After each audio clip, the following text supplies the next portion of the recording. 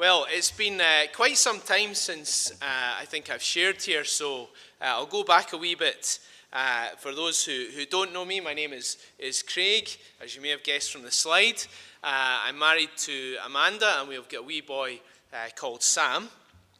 We met, I grew up in Straven, Hamilton and Straven, and then Amanda and I met in Bolivia as young volunteers at a project in 2003.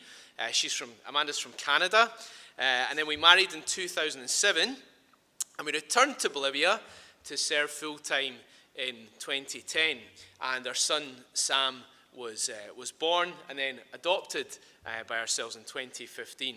And we're commended by two missions, because we're a wee bit strange and transatlantic, by LAM Canada, Latin America Mission Canada, and in the UK, Latin Link. And I'll just begin with this verse from 2 Corinthians, which I think you'll see is quite an appropriate verse to kind of set the scene for this report. But we have this treasure in jars of clay to show that this all-surpassing power is from God and not from us. And that's very much our testimony over the last few years. Now, Amanda and I, like I said, I think we were last with you here in 2014, 8 years ago. And a lot has changed for us in that time. Like I said, Sam came along in 2015. We adopted him. But maybe the first mistake we made after that was to basically do what we were doing before, just keep working full-time, essentially, whilst juggling parenthood. But a couple of years later came probably our most turbulent season in our marriage and in our ministry. Now, we had worked in the city of Trinidad, a city that many of you will be familiar with through the work of the likes of Lucho and Lorna Vélez in the past. And you'll have seen lots of pictures and things, but Trinidad's a very isolated city. It's really a town, it's really a big village in its kind of feel. It's very limited contact with the outside world and quite limited resources as well for raising a family. And within a few months of returning to Bolivia in 2015, we actually became the last missionaries on site at the project that we were working, the project in the church we were working in Trinidad. So we were shouldering more responsibility than ever. We're juggling that with a young child as well, and like I say, still somehow both working full time. And so really, it was inevitable that we were going to hit a wall. Actually, it was incredible that it didn't happen sooner. And at the end of 2017, that is what happened. Amanda, particularly, just could barely function. All of a sudden, she struggled even to get out of bed. She spent several weeks in bed over Christmas and New Year at the end of 2017. I had to get my mother-in-law to come down and give us a hand over Christmas. I've never been so glad to see my mother-in-law, but there you go. So we sought help, and we were advised that we were suffering from what is known as compassion fatigue. It's well known among missionaries. It's simply when you're giving to others far more than you have the capacity to give, which is very common among missionaries, as you can imagine. So we informed our missions, and we were told in no uncertain terms to get out of Bolivia and to come home, wherever that would be, for as long as possible. In our case, what we did was we came to Scotland, and that was 6 months. That was the maximum we could stay in Scotland at that time, because Sam at that point was limited to a UK visa. So we came back to Scotland. This is now March of 2018, 4 years ago, and we did nothing. No church visits, no preaching, no concrete work of any kind. So if you wanted to see us in 2018, I'm sorry, but we actually weren't really allowed to come. We weren't supposed to do that. The only effort that we were to exert was to get help from counsellors. Because essentially we were on a knife's edge. It could go either way in terms of whether we were going to stay in Bolivia or leave the field completely. So that was our remit. And that was the hardest part of all for us. After all these years of non-stop working, that required great discipline at first. And inevitably, we were questioning our future as missionaries. We genuinely wondered if this was it. We'd seen other people leave the field in such circumstances and never return. What hope was there for us in such a state? That was the question. And these are things that maybe you don't hear missionaries talk about a lot, but it's very, very real and very prevalent on the field. And maybe the hardest thing of all for us, that for all that time away, all that time that we were to be in Scotland, we didn't even talk about the future, what was to come. Actually, we were warned that if we were going to start talking about the future, that was probably going to set Amanda in particular back several months in terms of her recovery. That was just going to add unnecessary stress. So that was really hard to do. To just coming back to Scotland was nice, but to not do anything, to not be able to plan, to have no idea what was going to happen, to just seek God's will and to seek counselling. In some ways, it was a very vulnerable place. And that was a picture, that's Sam burnt out in the car park of Lidl in Hamilton, as happens, as you know. But in our last few weeks, of that time in Scotland in 2018, we're now coming to sort of September of 2018. We're beginning to prepare to return to Trinidad. We're beginning to see some shoots of recovery, beginning to see some hope. A friend in our mission at that time made contact with us about a pastoral vacancy in a city called Santa Cruz. Actually, my friend had mentioned this vacancy several months before, but of course at that point we weren't even close to being in a position to think about it. But 6 months later, despite the church having interviewed some people, despite them apparently being on the verge of naming a candidate at one point, this position remained vacant. And though so much was still unknown to us, we did know two things about our future posting. Firstly, we needed to be in a place where we could focus on our giftings and not be just stretched this way and that depending on people's needs. And secondly, we needed to be in a place where we could really draw on the sort of resources that we needed to be able to keep going. And so, in September of 2018, I tentatively and prayerfully submitted an application for this pastoral role. And by December, I was confirmed as the pastor of this church in a completely new city called Santa Cruz. So, we moved in January of 2019 to a very different context indeed from Trinidad. Now, Santa Cruz, or Santa Cruz de la Sierra, as is its complete name, it's just 8 hours drive from Trinidad, but it might as well be another world completely. La Paz remains the de facto capital of Bolivia. If you've seen any images of Bolivia, you've probably seen La Paz, the llamas, the Andes, the ladies in the bowler hats and the colourful clothes with their babies on their backs. But Santa Cruz actually overtook La Paz quite some time ago in demographic and economic terms. It was just another town like Trinidad actually until the latter half of the 20th century, but then some major gas reserves were discovered, and that brought down a lot of multinationals, especially from the USA. And now it's a big centre in South America for energy, but also for agriculture. So it's a city of over 2 million people. It's one of the fastest growing cities in the world. And when multinational companies come to do business in Bolivia, they go straight to Santa Cruz. They avoid La Paz really now, and they come to Santa Cruz. Now the people are quite similar to the people in Trinidad where we were before. They're loud, they're hospitable, they're warm-blooded. I suppose it's quite like folk from Glasgow really, but also a bit more sort of urbane, a bit more metropolitan than people in Trinidad. So yeah, it's a more urban experience than Trinidad, but we are actually weirdly much more at peace there despite all the noise, and we're far better resourced and equipped to keep going, both materially and also in terms of our friendships and the fellowship that we're experiencing there in Santa Cruz. So what's this pastoral role that I came to take on? Well, it's with a church called Trinity International Church.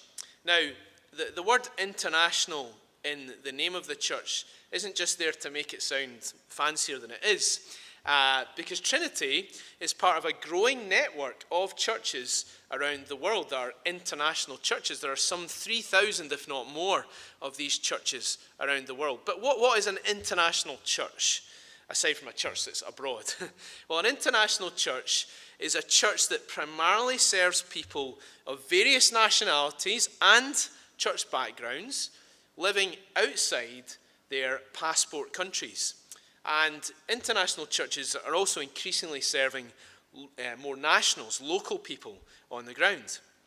Now, Trinity fits this definition rather well, because Trinity was founded 61 years ago when this big energy boom was kicking off in Bolivia. It was a mix then of foreign professionals and missionaries, mostly from North America.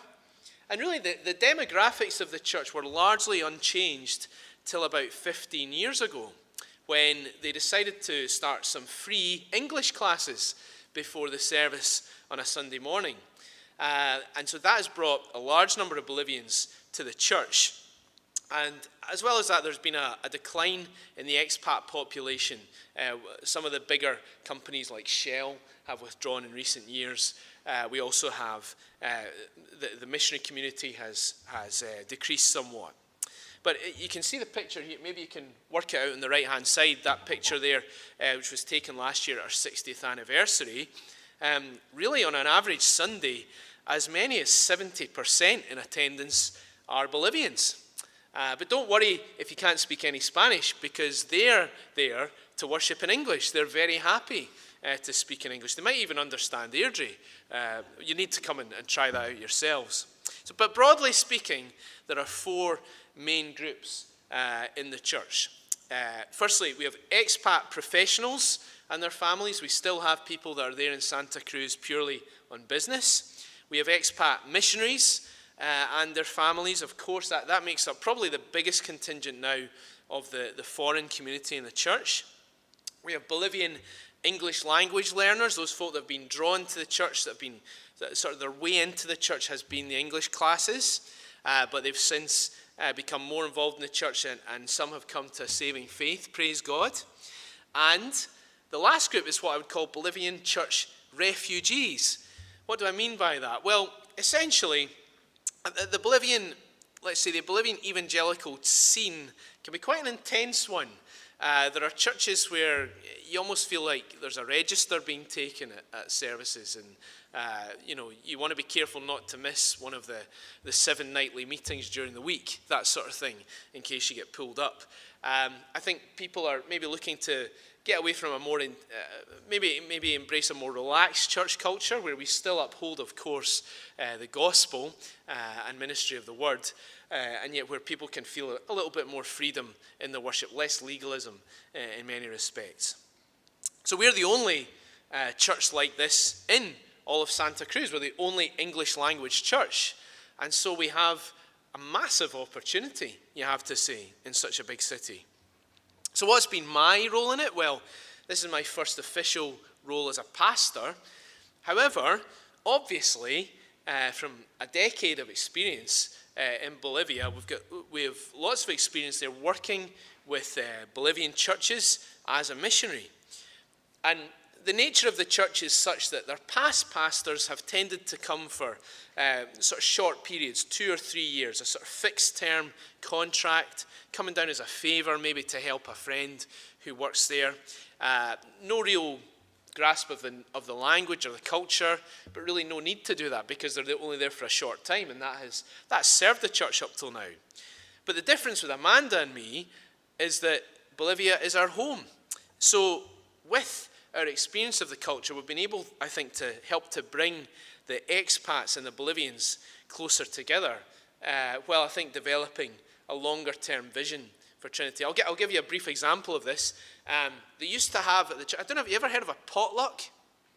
Potluck is a very American thing, right? So, and if you've ever been to a potluck in North America, I mean, you can barely get out the door for the food. There's so much food. Everyone brings enough food to feed a small village. It's incredible. Well, at Trinity, they were having potlucks because this is the foreign thing to do. Actually, it's just an American thing, really. So everyone was bringing food, but here's what was happening. It had become a monthly thing, and the foreigners were the ones bringing the food. But the Bolivians were the ones eating the food, but the Bolivians weren't bringing food, and the foreigners weren't staying to eat it because the foreigners knew there would never be enough food because too much of the food would be taken. That sort of thing. Crazy. So Amanda and I just said, hey, why don't we just have a big barbecue? Because everyone in Bolivia loves a barbecue. So we did that. And we have maybe a big, huge, we're not talking about burgers and sausages, we're talking steak on the grill. We'll have one of these maybe every 2 or 3 months. And the whole church stays for it, and it's great because that is the culture, and it's something that both foreigners and Bolivians can really embrace. That's maybe quite a silly example, but we've been able to have more events like this that really bring people together. So the church had been without a pastor for 3 years, so the expectations when I joined were really subterranean. So we've had really had a clean slate. Amanda and I, which has been a real blessing. So some things we've been able to do is launch a formal Sunday school program. They didn't really have that, or they hadn't had that for a number of years before we came. That's Amanda with some of the teachers there in the bottom left of the screen. We have men's and women's Bible studies now taking place every week. And like I say, more of these kind of church unity events to unite the church more. But I think above all, just having a steady diet of expository preaching every week from the front with systematic study of different books of the Bible. This was something the church had not had for 3 years before I came. So just to have that and have that stability, I think, has been a good thing for the church. And we've been warmly welcomed. We've developed good friendships throughout the church. So we feel we're not only just a pastor and Mrs. Pastor, but we actually feel we can have friendships there, which not a lot of pastors do feel.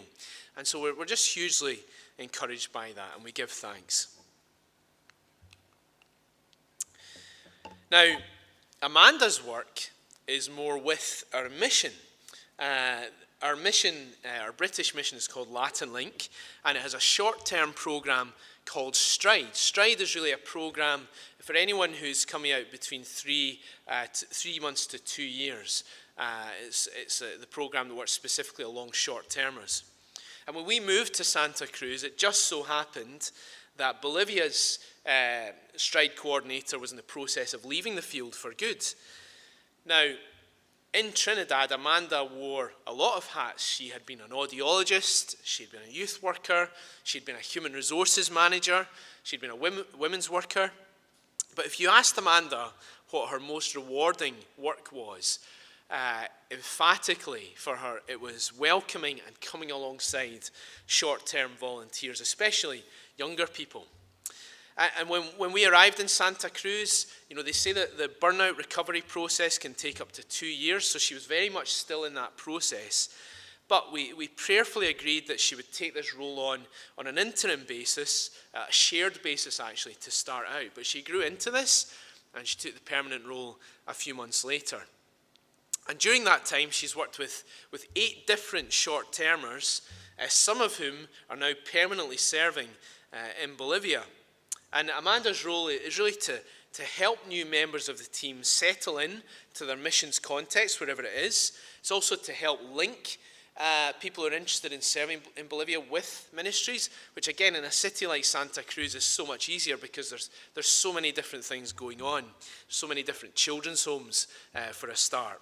And just to meet with these short-termers regularly, ensuring that they're getting the right on-field support. Now, COVID inevitably impacted this work. Went from 7 or 8 volunteers to just 1 left in the field. And this was probably provision for us really, because like so many other people, we had to accommodate work from home into our lives while we were seeing our son through school. But here are just some of the striders. I don't know if anyone recognises this chap on the left. His name is Andrew Robertson. Sounds quite a Scottish name. He's actually from Burnside, and he was out for 2 years. He only went back home in January. He was serving in the city of Oruro in Bolivia with Latin Link. This is a couple, you won't know them. Her name is Sadie Grace. She's American. And this is her husband, Victor, who is Bolivian. He has now become part of the team as well. And this is a young lady, very excitingly called Maribel. She is Bolivian. However, her missionary posting is Manchester, because Latin Link is increasingly getting behind what they call incoming missions. That's equipping Latins to come to Europe increasingly, to get alongside, of course, migrant communities, but also just native Brits and Europeans, and to share the good news with them. We had the pleasure of visiting Maribel a couple of weeks ago down in Manchester, and she's getting along very well in her posting. So we give thanks for this. But we're praying for more striders. You may be aware that missions are kind of up against the wall right now as they recover from COVID themselves. Latin Link is very much looking for more striders as well. So if you know of anyone who might be interested in some way for a like say 3 month to 2 year period of coming out to a place like Bolivia and working in some capacity, let us know. We'd love to share more about this, to talk more about it. Excuse me a moment. And then another strand to my work is this ministry called Langham Preaching. Langham Preaching was established in Latin America in the early 2000s, and it came out of the ministry of John Stott. Now in Latin America, they founded a concept in this program of Langham Preaching called escuelitas. That just means little schools. Essentially, preaching cell groups, where a group of people who are growing in this area of preaching, they get together regularly, usually once a month, and one person literally preaches to the remainder of the group on a set text from the Bible, and then the rest of the group gives feedback to the person. And this happens over a 3-year period. People will take turn in the group each month to give the sermon. And there are annual workshops that take place along the way. And this is a model that's now been replicated across the developing world. And it's especially useful in a context like Bolivia, because they say the church in Bolivia is a mile wide, but it's an inch deep. That's to say, in Bolivia, we've got lots of excitement over activities, over big events, etc.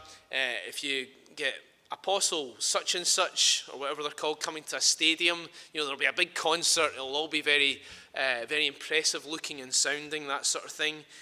But there's not really anything going on in terms of follow-up, in terms of discipleship, just coming alongside people, the nitty-gritty of Christian growth. So that's where a program like Langham Preaching really comes in handy, as much for pastors as anyone else, because pastors are not getting a lot of that input themselves. And there are also quite low education levels in Bolivia relatively, and this results really in fewer checks and balances on bad preaching. It's quite possible for a lot of pastors to say whatever they like, and there to be no accountability from the church for that. But Langham takes the participants in the program firmly back to Scripture. What does the Bible say? And I've actually been involved in Langham since 2015 when we launched the program in Trinidad, and it had been strong throughout Bolivia, except weirdly in its biggest city of Santa Cruz. So when we moved to Santa Cruz, I offered my help in relaunching it, and we were able to do that in 2019. We formed a crack team, and the first Santa Cruz graduating class, I'm pleased to say, are going to finish up in September of this year. Meanwhile, several of those who have gone through that program have now gone on to found their own cell groups, their own escuelitas. And so we launched a brand new 3-year program back in May, at the start of May. We're really excited about this and to see the way that God has grown the program in Santa Cruz. Now, I'm going to be formally stepping down from the program in September, just to focus more on my church duties, which have really grown. But like I say, I've been able to train up a team who actually ran this workshop in my absence in May. And so things are working very independently now of missionary influence, and I think we have to give thanks for that. So I think in all of these things, Amanda and I are just amazed by God's providence, because we've gone from a place where we really desperately needed support for ourselves to keep going as gospel workers. We've gone from that to a place where Amanda and I, much of our work, whether it be with missionaries at Trinity, whether it be with short-term missionaries with Stride, or whether it be with pastors and church leaders in Langham, so much of our work now is supporting fellow gospel workers in their main ministries and encouraging them. And I think as churches, we need to, I think we need to see the importance of this, the excitement of this. Missionaries and Christian workers need this sustaining in order to keep going. So we give thanks for that, and we feel so humbled by the way that God has worked. And as I was suggesting earlier, we feel as a family we've just been able to draw on greater resources in Santa Cruz. None of this is to say that no one should ever go to Trinidad to be a missionary. It's a wonderful place. I think it was a great place for us at our time of life. I think we just, circumstances just changed things for us a wee bit. But our support networks have certainly grown as we've moved through to Santa Cruz. We've got more pals, basically. Especially, we've got quite a lot of expat friends now who really get this kind of weird life of being, where is home? Is it Scotland? Is it Bolivia? Never quite feeling at home in one place. And that's been a huge blessing to have that. And we're also well supported by the Latin Link team in Bolivia. That's a picture of them in the top left. The team is actually spread throughout the country, but since COVID especially, we've been meeting much more regularly over Zoom, and we've resumed our sort of standard twice yearly conferences in the last while. And professionally, Amanda gets lots of input through the Latin Link Stride Coordinator Network, so she's not alone in that. And Latin Link also is providing us with support as parents. There is a third culture kid parenting network that we're plugged into as well. And we benefit greatly from that, because children born into these contexts usually face their own unique challenges. And just in the last year or two, something that's been a particular blessing to me has been to plug into a network of international pastors. And again, we have monthly Zoom meetings. There's some mentorship being established there. I'm actually going to be starting to meet in the next week with a guy up in Costa Rica who's been doing this for many more years than I have, because I still feel in some ways like I'm kind of feeling my way around this whole international church pastoral thing. So that's exciting. And in March, just past, we had our first annual gathering of Latin American international church pastors in Buenos Aires. That was a wonderful time of real encouragement, really special days there. We had pastors from a wide range of denominational backgrounds, I have to say. Some much more Pentecostal, others much more, let's say, Presbyterian, other Baptists, right from across the spectrum. And yet, there was this amazing closeness between us all, because we're all involved in this really niche area that very few people really understand, simply because they've not done it, ministering in an international church. So that support to me has been absolutely priceless, because even within Trinity, there aren't really many people with that kind of experience. So we give thanks for all of these things that God has given us, all these resources, like I say, to keep us going. Let me just leave you with a few prayer points, and I thank you for your time and attention tonight. Thank you for your support. Firstly, just give thanks for God's perfect wisdom, as I'm saying, and his faithfulness these last few years in establishing us in these roles where we really feel we can use our giftings while being given the resources we need to keep going. Pray for wisdom as we raise Sam, who's a third culture kid, like I say. TCKs, as they're increasingly known, they have their own challenges, their own quirks. So pray for us in that, navigating things like language. Again, where is home? These are big things for someone who's just in the first years of their life. So pray for that. Pray for, as I say, renewed strength and vision during our time of home assignment. We're only here, we've only been here a month, but we're only here till mid-July. It's a relatively short period. But this is often a time where we can really refocus, where we can feel God leading us down a certain direction. Pray that would happen while we're here. We've been very busy socially. We have lots of supporters, praise God, to visit. But pray for that as well. And just pray for the country of Bolivia. Bolivia is quite a turbulent place. A few years ago, there was a quite serious revolution that took place. Quite a few of our missionary friends ended up leaving the country for a couple of months just to get out of it. It was quite serious. But pray for that. Pray for a united nation in Bolivia. Bolivia is very, very divided along quite sort of ethnic, sectarian lines. So pray for that. Pray for leaders of integrity in Bolivia. I'm sorry to say that all levels of society in Bolivia, and yes, including the church, there is a lot of corruption.